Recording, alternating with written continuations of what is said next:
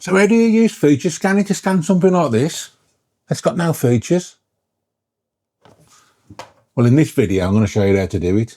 And it's also a 2-for-1 day today. I'm going to show you how to scan it with no features. And I'm also going to show you how to join more than one scan together. Because to do this, you need to scan it 3 times, basically, and then join them together. So if that's a tutorial for you today, stick around. I'm going to show you. Hello, I'm Charlie and welcome back to my channel. As I said in the introduction, today I'm going to show you how to scan this. It is basically a plug off a Ring doorbell. It's a booster plug, I think it is, to boost the signal around the place. And I'm going to scan it.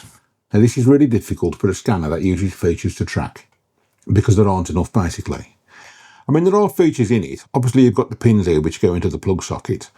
And you've got a recess at the back there. You've got a little button here on the back. Got a ridge around the side. So you have got features on it, but they're not anywhere near good enough for tracking. It might do all right when it's at that bit there. Once you turn it round to this side, the tracker is just going to have no chance at all. So to demonstrate my point, first of all, I'm going to set up to scan this as it is in feature mode. So at the time of recording this video, Creality scan is at 4.1.7. Now, as I always do when I'm scanning, I always try and prop it up on a bit of plasticine or blue tack or something like that, just to keep it off the ground. That way it makes it easier to chop the base off. Let's click on preview, point the scanner at the plug and press start. Now, as you see, it's got it at the moment, which is what we thought. So if I just rotate left and right of the plug, it's got it, but it's going to go wrong when I get to the back. I just know it. As you can see, I'm at the back now and it's going way, it's going left and right. And that's basically because he just can't track. There's just no features, he's just going mad. So you basically ruin the scan there by that. Come back round to the front here. And again, it's got it now, so that would be okay, but it's just ruined the scan. I mean, if I finish it off now and just show you, I mean, just look at that. It's just ruined the scan. People are posting about this on Facebook all the time. That's why I thought this would be a good tutorial to do now. So how do we do it then? How do we add features to something that hasn't got any features?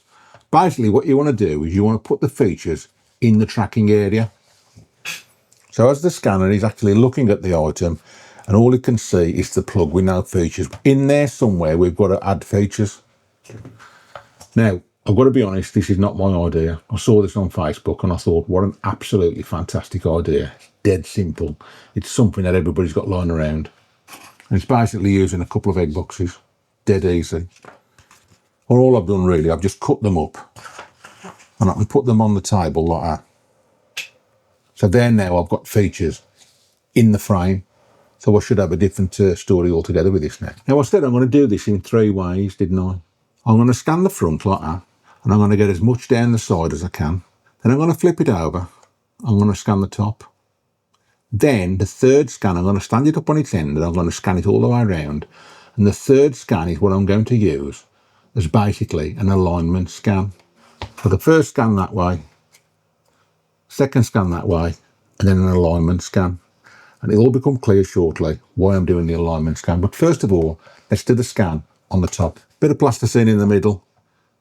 And let's drop this plug on top of the plasticine with the egg boxes around it.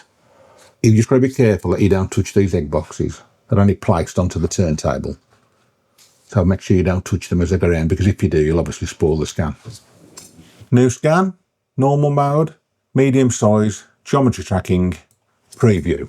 And all you've got to remember you do now, obviously you're scanning the plug, but you're using the egg boxes as tracking aids. So you've got to make sure that there's some egg boxes in the frame and the plugs in the frame at the same time. And you should be okay. So as I said, I'm going to rotate all the way around. It's tracking quite nicely. Come up to the top to make sure I get all those crevices in. Nice big green frame there, look. Optimal distance. Come down low now just to get that bottom edge. Okay, let's have a look at that then. Have we got what we want in? We're nice and green around the plug. We're nice and green all the way around the edge. And we've come as low down to the bottom as we can. Let's finish that scan Let's see if I can instantly get rid of some junk off this now. Connected components is a great tool to start with first, so click on that, and then click on the plug. And as you can see, it's all gone red, except for the egg boxes. So let's invert the selection, and then delete, and save. And it's basically got rid of everything now, apart from the plug. Cool, so let's go on to new scan, new object, medium, geometry tracking, and let's turn it over. And away we go again. Now what we want to do on this scan now is obviously we need the bottom in, which is now the top. We want to make sure we go all the way around. We're doing the same thing as before, in as much as keeping the egg boxes and the item to be scanned in the frame at the same time. Egg boxes are keeping the tracking on the featureless object. So let's make sure we've got a good scan at the top. Come down a little bit to the edges. Finish that scan. Let's see if we can do our trick with the connected components. No, we can't on this occasion because basically everything's gone red, so it's all connected. See there, look, just touching there, so that means we can't use that trick. Rectangular select, and boom, let's get rid of it that way. Now another scan, same, normal, medium, geometry tracking, and this is the scan that I'm going to use as the alignment scan. So we've scanned all of the front here, and we've scanned all of the back. But if we was to stay at just those two scans, it'd be hard to join them together because the overlapping bits of this are the side and there's nothing on the side. So this one we're going to do all the way around, and we're going to use it as an alignment scan. And I'll show you shortly why that's so good. And let's go for it. So have we gone all the way around? Yeah, we have. You see we're missing bits underneath here, which is fine. We're missing bits around the pins, but that's fine. We can cope with that because this scan 3 is an alignment scan. So let's finish it off. Let's see if we can get rid of the junk with our little trick. Connected components. No, we can't. You can't do it all the time. Okay then, let's get into the software and let's work all this out. Okay, so the first thing we've got to do then is to fuse these scans. There's number 1, there's number 2, and there's number 3. So first of all, then we've got to fuse them. So if you highlight them all and then click fuse, you can then fuse them all together at the same time. Fuse that one at 0.2, 0.2, 0.2, and click OK. And this will now go through each one individually. Okay, so there we are then with all 3 scans fused into their relevant point clouds. Okay, so let's just rename these scans then, just to make it easier. That one's going to be what we call the front. This one here is the one that we're going to use to align it. So we'll call this one join. And this one is going to be the back. So if I now put them all on the screen, what have we got here now? We've basically got 3 scans all visible, all in different orientations. So we've got to do something now to align these up together with each other. And the way we do that is in mesh processing and alignment. We could do automatic align now, which basically will select all of these scans and it will do its best to align them up. Or basically look for things like the pins there, the ridges, anything it can to align it up. It'll do it automatically for you.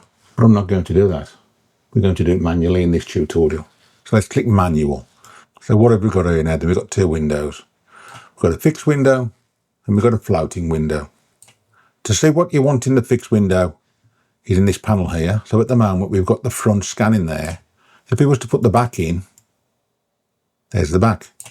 And in the floating window, you can select what goes in the floating window as well. So we start off then because we want basically to use the join scan. So we want the join scan to be in this fixed window. And then we'll put in the floating window the one that we want to join to it. So I've just unselected both of them there now, which basically brings join up to the top. So I'll take off that and just have join. So basically there's my join scan. There it is in all its glory. And I want to now join that with the front. So let's put the front in the floating window. And now I want to tell the software now to align the join with the front. And the way you do it is you basically pick 3 points on here and here to tell it how to align. You can pick more than 3 points, but you've got to pick at least 3. And the way we do it is we press down the shift key button here, look. Shift and left mouse button to select, control and left mouse button to cancel. So let's think about 3 things that are the same. There's a pattern here on the front, isn't there? There's a pattern there on the front. So let's select that top left corner of it, and that's 1. And select straight over here with the shift key pressed, and that goes 1 as well.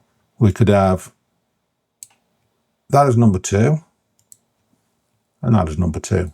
And then how about coming down here then to that corner there as number 3, that corner there as number 3. As I say, 3 is enough, but do we want to pick one more? How about that ridge there is number 4, and the middle of that arc there, that ridge is number 4. And that should now pick those 4 points with those 4 points to join the scan. So let's click Align. And there we have, in the fixed window, as you can see, front and join are selected.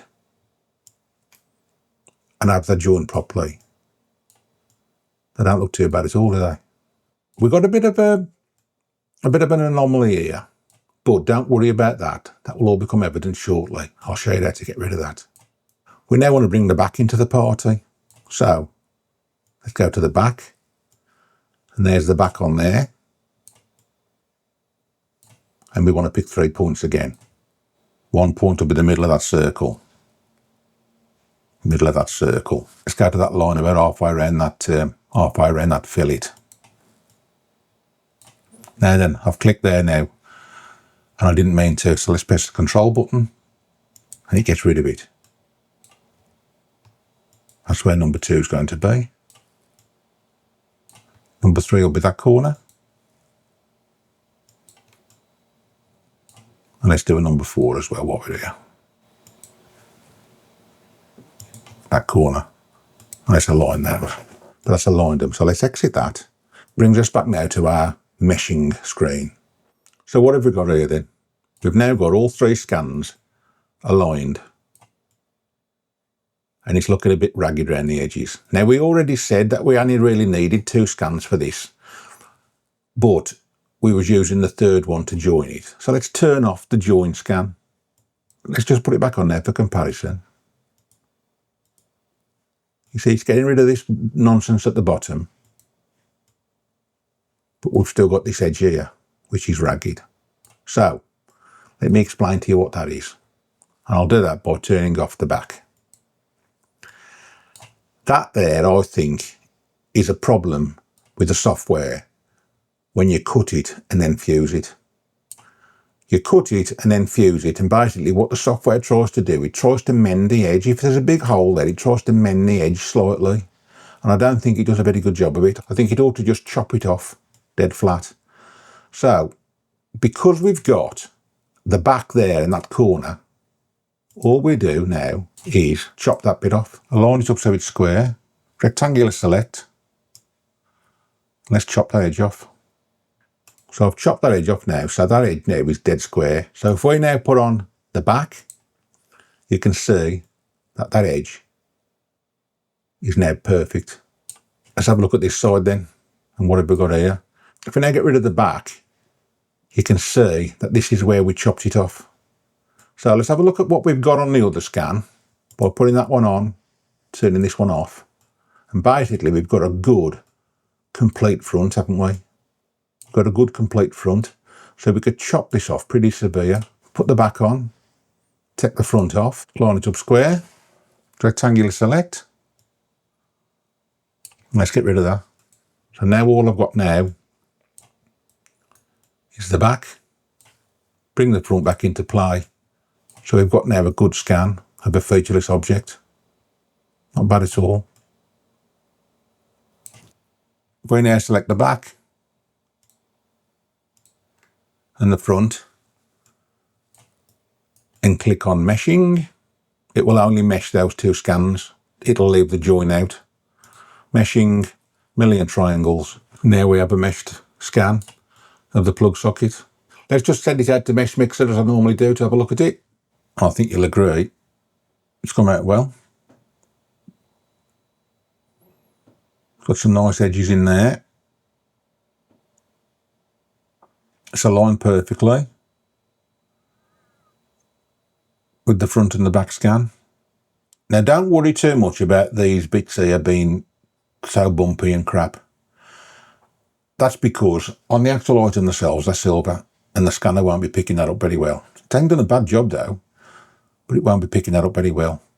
That's obviously going to need some scanning spray on there to bring that in properly, but that's for a future video. So there we are then, what have we learned today?